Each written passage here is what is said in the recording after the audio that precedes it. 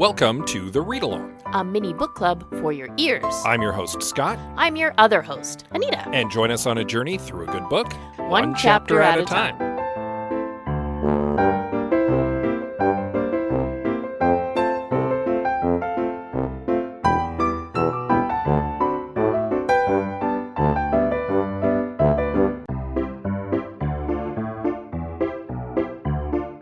Do you like talking about movies? Do you like talking about mediocre movies? Do you like talking about how you could have fixed mediocre movies? Well, I certainly do, and you can listen to me, Scott C. Bourgeois, along with my co-hosts Greg Beaver and Liam Creswick, as we give our notes, and I have some notes. You can follow it now on your podcatcher of choice, or support it by visiting patreon.com/IHaveSomeNotes.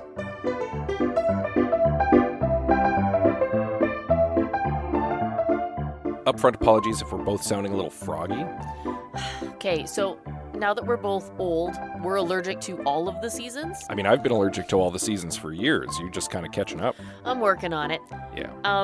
But it means that we're allergic to all of the outdoors, no matter what time of year it is. And both of us, because of the weather and what we were doing this past weekend, both of us are in full-on allergy mode. Yeah. So forgive us for the slightly stuffy noses and the slightly rough throats. Yeah, I spent the weekend in the woods. Yeah, camping. With a bunch of kids, and the air quality in itself was already kind of like moderate. Mm-hmm. And there was also like a campfire, so I just, yeah. Yeah, and it was super windy, which just puts all of those dust particles and leftover just pollen. Right up in your nose. Yeah, it just throws those right into your sinuses, and mine are like, no. Yeah, so again, if we're sounding both a little froggy, that's main reason why. But that's not going to stop us from recording a podcast. Our voices sounding terrible is not going to stop us from recording a podcast. That's never stopped us before. Why start never now? stopped us before, exactly. So let's kind of make it a little short, though, if we don't want to completely burn out our voices here. So we'll dive right in with a brief recap of our previous chapter, Chapter 4 of our novel, in which Gav and Princess Eliasha manage to banish a demon using the wrong banishing spell. And Gav decides, you know what?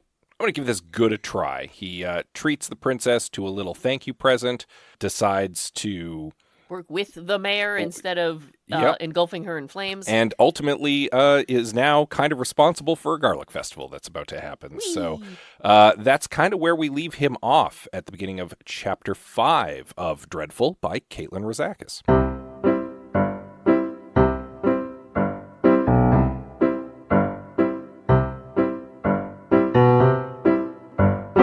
I have titled my notes Rage Talks and the Bag of Mystery.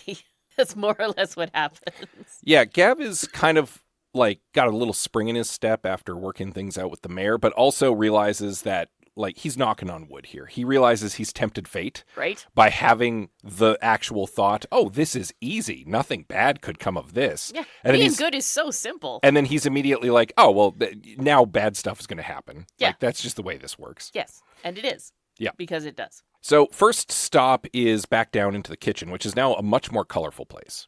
So far, I know we're only 5 chapters in, but so far, whenever Gav is being nice to his goblins, it's the best. Orla is a delight. Yeah, the goblins are all very cute. Like, hideously ugly, but very adorable.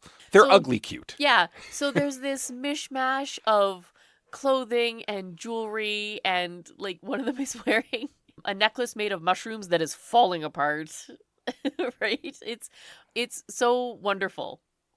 Like in that weird, quirky kind of way. Yeah, it's Goblin Flair. Goblin Flair! He's like, so here's the deal. The meat is good. I'm not trying to suggest that it's not. And Orla's like, yes, previously you've told us that meat is manly and you only want to eat meat. And he's like, well, that explains my terrible physique. But here's the thing. Maybe that's what I believe, but we've got a guest, and she has ladylike taste. So maybe we could add a vegetable or variety, or a dessert, something sweet. And Orla's just like goes and gets the family recipe book and just like her cookbook. Yeah. Oh my god! And she just starts like listing off all these recipes she wants to try to the point where she's getting carried away. And when Gav tries to rein her in, she immediately assumes she's gone too far and is like, "Oh, I'll burn the book." And he's like, "No. Maybe just one or two things. Yeah, just pace yourself." Yes. And of course, she's happy as a clam Yeah. now. I think so far Orla's my favorite. Yeah. I love her so much. So Gav starts heading back upstairs and immediately starts tripping on the hem of his like evil dark wizard robe and is like, this will not do. Like, I'm tired of this. This is uncomfortable.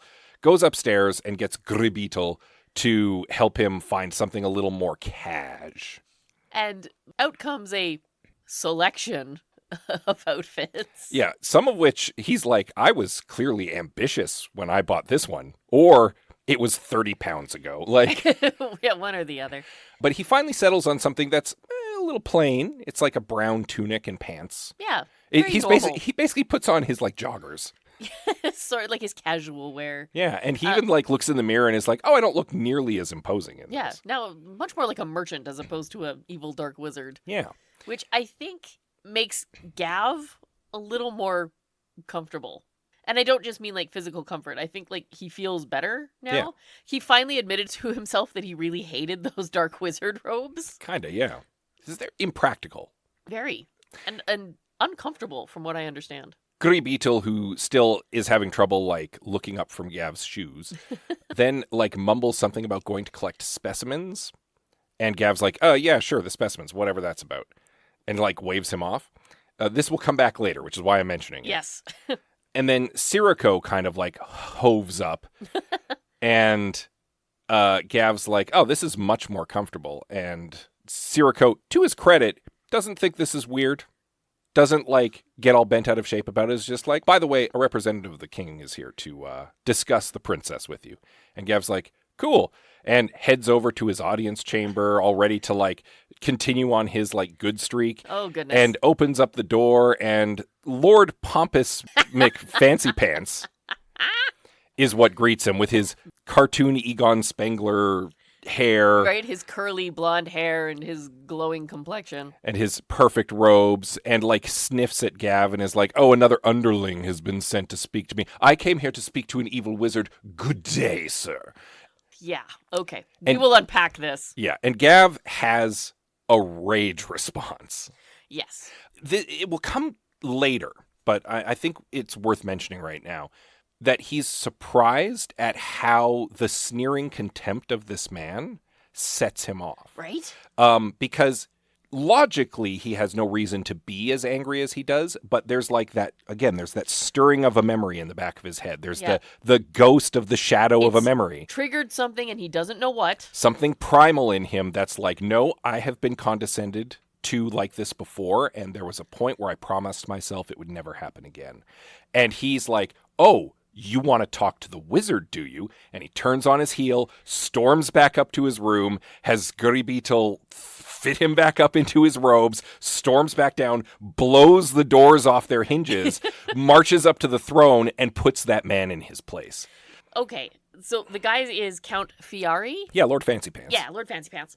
And he immediately goes from, like, a pompous, arrogant jerkface to groveling, sniveling, simpering man. Yeah, to a man who is now wearing brown pants. Yes. Wow. Okay. I feel like there's so much there. Like, what is wrong with this guy? Well, this guy had an angry evil wizard march up in his face. Yeah, but it's the pomp and circumstance and bravado of it until faced with who he actually came to talk to. Well, yeah, because Lord Fancypants is a bully. Yes. And the moment that a bigger bully shows up, he immediately is cowed. Yeah, dude, like, unpack yourself. You've got issues. Yeah, well, yes. Specifically, based on something we've been told by Ilyasha in a previous chapter about her family, Yes. who is the royalty of this realm. Yep.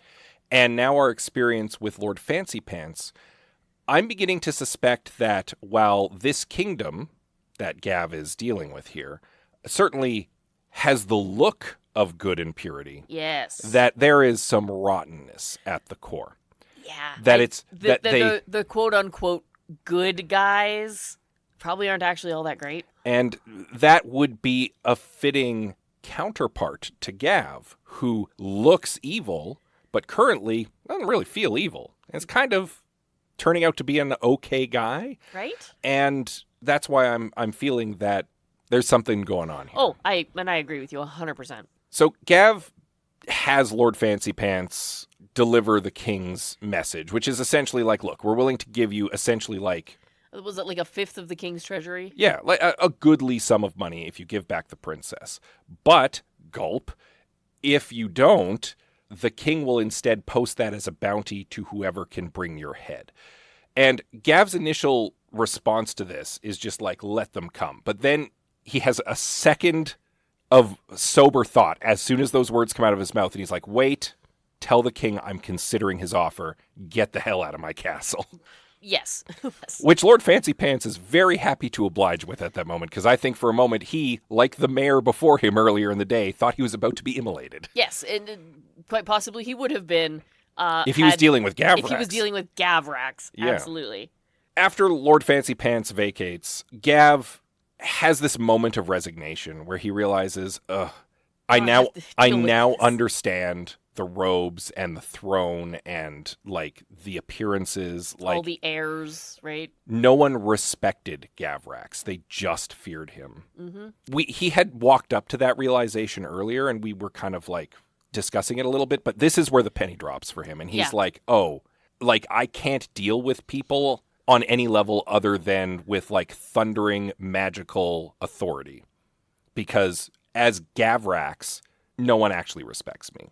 Unless I throw my weight around and make a big spectacle. Yeah, unless I'm scary. And then that's not respect so much as fear. A lot of people confuse those two things. Yeah. And yeah, I think that's what happened here. Kinda, yeah. I realize I'm getting a little book clubby so early in the book. But it's really fascinating how Gavrax has sort of thrown himself into this accidental self-imposed therapy.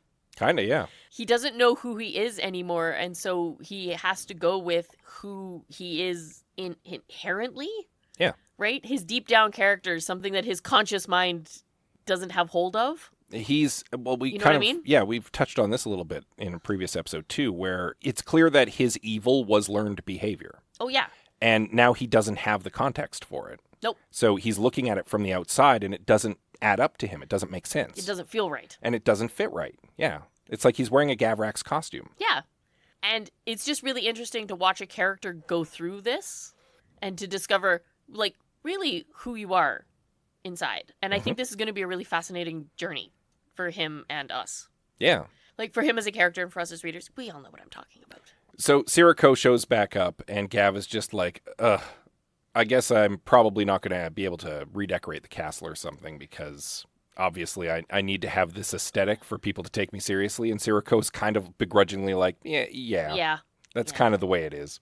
Now, we did skip over the part where Gribeetle shows back up. Gribeetle. With the bag of squirming, specimens? Yeah, squirming bag of specimens, clearly taken from like the sewer or something. He must have been, because there is a smell, and his pants have been caked in something brown that smells worse than mud. We can all do the math. Yeah, it turns out he is actually the captain of the guards, who he's finally learned his name is Throck. Oh, yes. Or Throckskanar Mrbrblurther. Yes. Something along those lines. Throck. He's his, like, nephew. Yeah. This is just after Gav has changed, actually, and he's like, why don't you go bathe? And Throck tells him to go jump in the moat. Yeah, and Gav's like, no, just use my bath. It's okay. fine. Just you can just wash. clean it after. Yeah, don't be gross. Because when he thunders back up to get back in his robe, he catches Gribeetle out of the bath. Right. But he's got this squirming bag of specimens, quote unquote. Yes, that he went out and collected. Yeah, he tries to fob them off on Sirocco, but then like takes them back, and the chapter ends with him opening the bag, and we get kind of like the cliffhanger moment. So we all know something weird and gross and smelly is coming out of that bag, well, right? It's certainly like, weird and gross. It's probably. not a kitten. it's something weird and Unless, gross. surprisingly, it's a kitten. We don't know. A gross sewer kitten? Don't read ahead. Not a single word of chapter 6 has no entered idea. my eyeballs yet. I'm just assuming, based on Gav's luck so far in this book, that it's going to be something horrible and gross. Or possibly something that jumps out and attacks him. That would track as well. One last thing that I wanted to quickly bring up as well before we wrap up. Sure.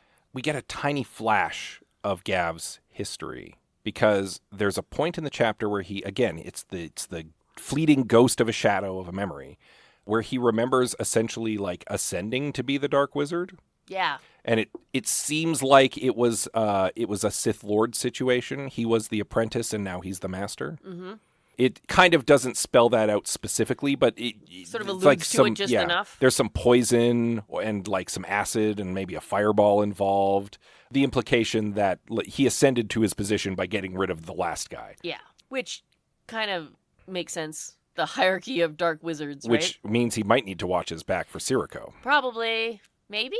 Maybe. I don't know. We'll see. He's turning over a new leaf. Indeed. And we're unclear if Sirocco is like his major domo or his apprentice. Hard to say, right? So I got the impression that he's kind of more of the manservant. like a seneschal. Yeah? A steward. Yeah. That's why I said major domo. He's the Bib Fortuna to his Jabba the Hutt. Yes. Yeah. Nerd. You're lucky I love you so much. And I understand your nerd references. All right, well, with those nerd references, I guess that's where we'll wrap up for the day. So you'll want to read up on Chapter 6 in time for next week. Yeah, we'll find out what's in that bag. Indeed. In the meantime, you can always give us a little rating and a review. Because we always appreciate that. Yeah, you can also send us missives via social media. 100%. Choose your favorite. We are on Facebook, Instagram, Goodreads, and Blue Sky. Not in that order. We are at the Read Along on most of them. We can also be reached via email. Yes, please. You can find us at thereadalong@gmail.com. And with that said, as always, we love you very much, and we'll see you next time. I hope there's more Goblin chic.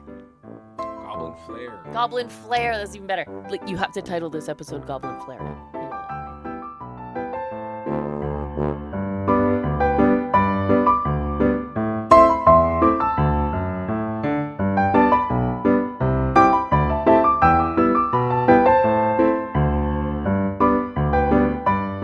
Thank you for joining us on The Read Along with your hosts, Anita and Scott Bourgeois. All Read Along music is by Kevin MacLeod at Incompetech.com. Cover art is by Aaron Beaver. Be sure to join us on Twitter, Instagram, and Facebook at The Read Along, and check out our group on Goodreads.com.